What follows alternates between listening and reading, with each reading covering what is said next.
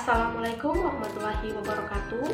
Salam sejahtera bagi kita semua. Perkenalkan, nama saya Nurfeni Salpu dari kelas 5B jurusan Manajemen Pendidikan dengan NIM 131419056. Nah, di video kali ini saya akan menjelaskan tentang analisis SWOT dalam pendidikan. Sebelum ke penjelasan tentang analisis SWOT dalam pendidikan, kita pasti bertanya-tanya, seperti apa sih itu analisis SWOT? Nah, di sini saya akan menjelaskan tentang analisis SWOT.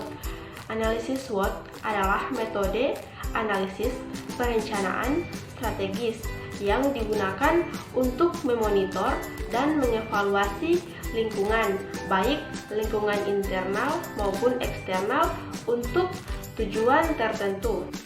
Nah, setelah mengetahui apa itu analisis SWOT, tentu kita akan mencari tahu bagaimana sih cara melakukan analisis SWOT. Nah, untuk melakukan analisis SWOT, kita perlu menjabarkan 4 komponen. Yang pertama yaitu kekuatan atau strength, yang kedua kelemahan atau weakness, yang ketiga peluang atau opportunity, dan yang terakhir yaitu ancaman atau threats. Nah, yang harus dilakukan adalah membuat strategi berdasarkan analisis tersebut. Ada 2 langkah utama untuk membuat analisis SWOT. Yang pertama yaitu menguraikan apa saja yang ada di tempat komponen, dan yang kedua yaitu setelah menguraikan keempat faktor tersebut, maka selanjutnya adalah membuat strategi berdasarkan matriks SWOT. Nah, langsung saja pada penjelasan tentang SWOT dalam pendidikan. Sebagai pelaksanaan program pendidikan, lembaga pendidikan adalah pemeran utama untuk melaksanakan program tersebut. Dalam pelaksanaan program-program serta tujuan yang telah disepakati oleh lembaga pendidikan tersebut, tentunya tidak bisa terlepas dengan problematika maupun persoalan-persoalan yang lain yang harus diselesaikan oleh sebuah lembaga pendidikan. Masalah pendidikan bukan hanya merupakan masalah baru dalam dunia pendidikan di Indonesia. Berdasarkan masalah pendidikan, tidak lepas problematika yang dihadapi oleh lembaga pendidikan itu sendiri. Sebuah lembaga pendidikan tentunya harus mengetahui problematika lembaganya, mengetahui kekuatan, kelemahan, peluang maupun ancaman, sehingga bisa melahirkan solusi-solusi yang cemerlang dan bisa mengantarkan lembaga pendidikan pada kedudukan yang sangat berpengaruh dalam pergulatan keilmuan bangsa maupun dunia.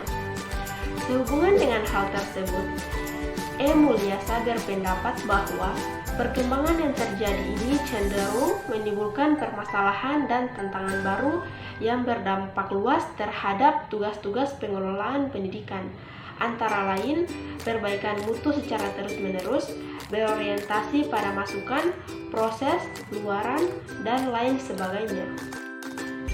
Dari hasil analisis lingkungan strategis, dirumuskan beberapa strategi umum yang dirumuskan dalam menggunakan faktor-faktor penentu keberhasilan.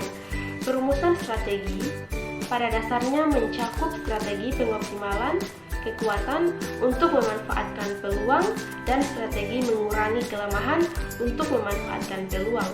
Dari strategi mengurangi kelemahan untuk mencegah dan mengatasi ancaman. Analisis strategi SWOT dalam lembaga pendidikan yang pertama yaitu analisis lingkungan internal. Analisis lingkungan internal berupa pencermatan dan identifikasi terhadap kondisi internal organisasi, menyangkut organisasi, biaya operasional, efektivitas organisasi, sumber daya manusia, sarana dan prasarana, maupun dana yang tersedia. Pencermatan dilakukan dengan mengelompokkan atas hal-hal yang merupakan kekuatan atau strength atau kelemahan weakness organisasi dalam rangka mewujudkan tujuan dan sasaran. Lingkungan internal merupakan roh dalam sebuah lembaga untuk menjamin keberlangsungan proses pendidikan yang sedang berlangsung. Oleh karena itu, dibutuhkan manajemen pengelolaan yang baik. Yang pertama yaitu analisis siswa atau peserta didik. Peserta didik adalah anggota masyarakat yang berusaha mengembangkan potensi diri melalui pembelajaran yang tersedia, jenjang dan jenis pendidikan tertentu. Omar Hamalik dikutip dari Ari Hidayat dan Imran Hamali mendefinisikan peserta didik suatu komponen masukan dalam sistem memasukkan dalam sistem pendidikan yang selanjutnya diproses dalam proses pendidikan sehingga menjadi manusia yang berkualitas. Adapun tahapan-tahapan pengelolaan peserta didik menurut Ari Hidayat dan Iman Mahli sebagai berikut. Yang pertama, analisis kebutuhan peserta didik.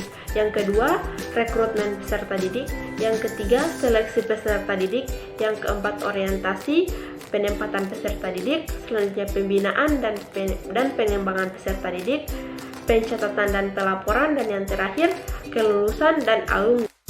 Selanjutnya yaitu analisis tenaga kependidikan. USPN nomor 20 tahun 2003 menyebutkan bahwa yang dimaksud dengan pendidikan adalah tenaga kependidikan yang berkualitas sebagai guru, dosen, konselor, pamong belajar instruktur, fasilitator, dan sebutan lain yang sesuai dengan khususannya serta berpartisipasi dalam penyelenggaraan pendidikan. Sedangkan tenaga kependidikan adalah anggota masyarakat yang mengabdikan diri dan diangkat untuk menunjang penyelenggaraan pendidikan. Selanjutnya, analisis sarana fisik sekolah. Sarana pendidikan adalah segala sesuatu yang meliputi peralatan dan perlengkapan yang berlangsung digunakan dalam pendidikan di sekolah seperti gedung, ruangan, meja, kursi, dan alat peraga, buku pelajaran, dan lain-lain. Sarana dan prasarana pendidikan dalam lembaga pendidikan sebaiknya dikelola dengan sebaik mungkin sesuai dengan ketentuan-ketentuan yang berlaku. Selanjutnya, analisis lingkungan eksternal. Analisis lingkungan eksternal berupa pencamatan dan identifikasi terhadap kondisi lingkungan di luar organisasi yang dapat terdiri dari lingkungan ekonomi, teknologi, sosial, budaya, politik, ekologi, dan keamanan. Pencamatan ini menghasilkan indikasi mengenai peluang. Yang pertama yaitu analisis lingkungan sosial masyarakat. Lembaga pendidikan perlu menangani masyarakat atau hubungan lembaga pendidikan dengan masyarakat. Kita harus menyadari bahwa masyarakat memiliki peran yang sangat penting terhadap keberadaan, keberlangsungan, bahkan kemajuan lembaga pendidikan. Setidaknya, salah satu parameter penentu nasib lembaga pendidikan adalah masyarakat. Bila ada lembaga pendidikan maju, hampir bisa dipastikan salah satu faktor keberhasilannya adalah keterlibatan masyarakat. Selanjutnya di sini ada tabel matriks SWOT. Yang pertama yaitu faktor internal, kekuatannya yaitu knowledge atau kepakaran yang dimiliki. Yang kedua yaitu lulusan yang dihasilkan atau pelayanan yang unik. Yang ketiga yaitu lokasi tempat lembaga pendidikan berada. Dan yang terakhir kualitas lulusan. Selanjutnya ada kelemahan atau weakness. Kurangnya pengetahuan sosialisasi lembaga pendidikan. Yang kedua, lulusan yang tidak dapat dibedakan dengan lulusan lembaga pendidikan atau lembaga pendidikan lain. Yang ketiga, lokasi lembaga pendidikan yang terpencil. Dan yang keempat, kualitas lulusan yang jelek dan reputasi yang buruk. Selanjutnya dari faktor eksternal, yang pertama yaitu peluang atau opportunity. Yang pertama yaitu lembaga yang terus berkembang dan pendidikan merupakan kebutuhan bagi masyarakat. Yang kedua yaitu adanya pendidikan berbasis internasional.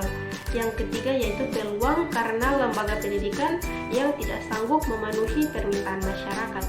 Yang kedua yaitu strategi atau strike opportunity.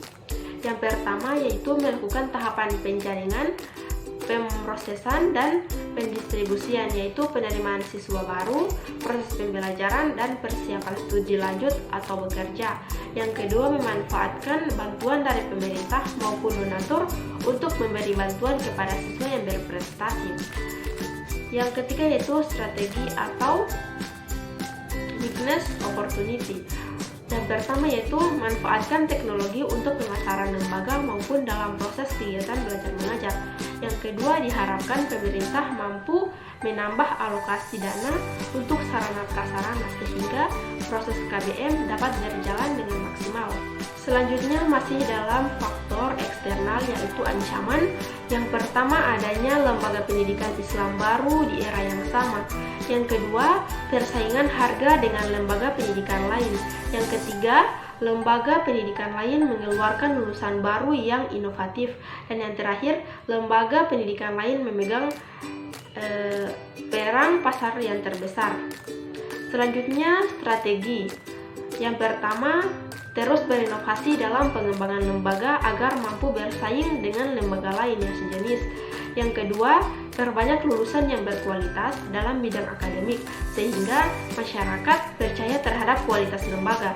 Selanjutnya, strategi yang pertama yaitu meningkatkan kualitas pendidikan sehingga dapat menghasilkan lulusan yang diserap dalam dunia pekerja. Selanjutnya, yang kedua, meningkatkan efisiensi proses belajar, dan yang ketiga, menambah penyediaan dana pendidik. Nah, itulah penjelasan saya tentang dalam pendidikan. Lebih dan kurangnya saya mohon maaf. Wabillahi taufiq wal hidayah. Wassalamualaikum warahmatullahi wabarakatuh.